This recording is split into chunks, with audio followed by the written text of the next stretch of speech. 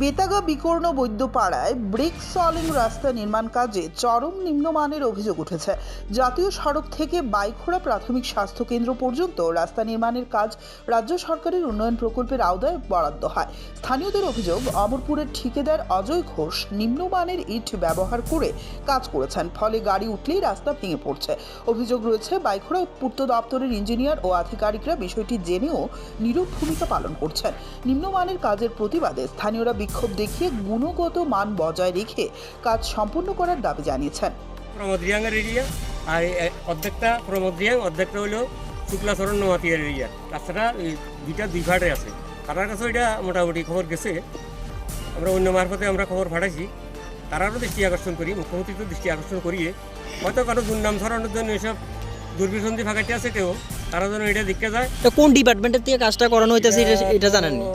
কোন ডিপার্টমেন্ট ঠিক করতে পারি না, এটা ওই এনপিসিসি না পিডব্লিউডি ঠিক আছে।